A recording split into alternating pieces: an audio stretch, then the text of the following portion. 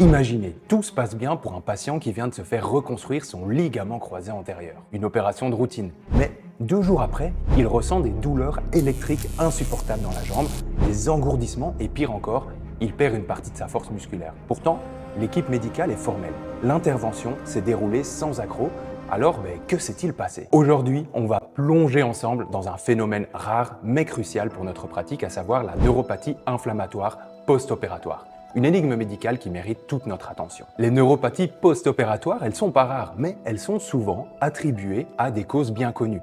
Compression du nerf par une malposition opératoire, étirement excessif de celui-ci ou même une blessure liée à l'intervention chirurgicale. Ces causes classiques sont souvent facilement identifiables, mais c'est pas toujours aussi simple que ça. Parfois, la cause elle est beaucoup plus insidieuse, une réaction inflammatoire déclenchée par l'acte chirurgical qui va cibler ces pauvres nerfs. Et c'est là que ça devient intéressant.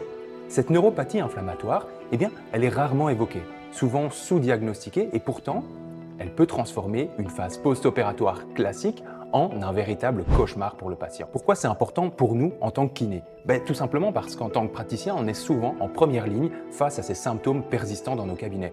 Et comprendre au final ce phénomène peut nous permettre de mieux orienter nos patients, mais aussi de participer à une prise en charge plus efficace. Pour illustrer tout ça, parlons d'un cas fascinant rapporté dans la littérature récente. Un homme de 25 ans, en parfaite santé, qui subit une reconstruction du ligament croisé antérieur avec un prélèvement du tendon rotulien. L'opération se déroule sans incident.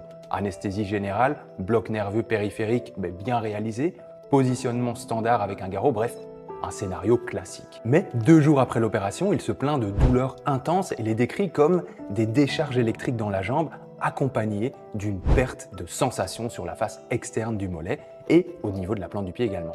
À ce moment-là, pas de faiblesse musculaire détectée. Mais les douleurs s'aggravent et avec le temps, les consultations se multiplient. Neurologue, anesthésiste, spécialiste de la douleur. Et là, le mystère s'épaissit. Les examens complémentaires réalisés montrent des anomalies au niveau du nerf sciatique, mais aucune cause mécanique évidente. Pas de compression, pas de lésion directe.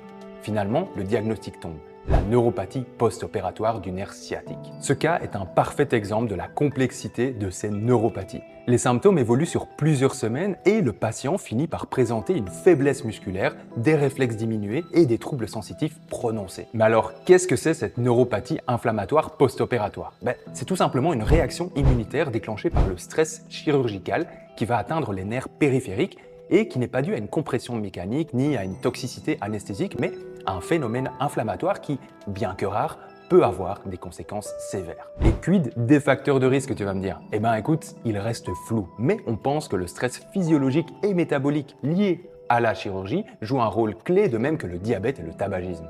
Ce qui est intéressant, c'est qu'au final, ces neuropathies peuvent apparaître à distance du site opératoire. Par exemple, dans ce cas ici, l'inflammation touchait le nerf sciatique au niveau du bassin, bien au-delà de la zone opérée, probablement dû à l'effet méconnu de la neuroinflammation, dont on reparlera un de ces cas si ça t'intéresse. Et côté traitement, tout dépend de la gravité. Dans de nombreux cas comme celui-ci, une gestion conservatrice avec des anti-inflammatoires et une rééducation bien menée peut suffire, mais pour des formes plus sévères, des traitements immunosuppresseurs comme les corticostéroïdes ou les immunoglobulines, c'est pas facile à dire, peuvent être nécessaires. Et en tant que kiné, on en tire quoi? D'abord, face à des douleurs nerveuses post-opératoires inhabituelles, surtout si elles s'aggravent ou ne répondent pas au traitement classique, il faut penser à cette neuropathie inflammatoire. Un bon bilan neuro et une réorientation rapide vers les spécialistes sont essentiels. Ensuite, notre rôle dans la rééducation, il est central.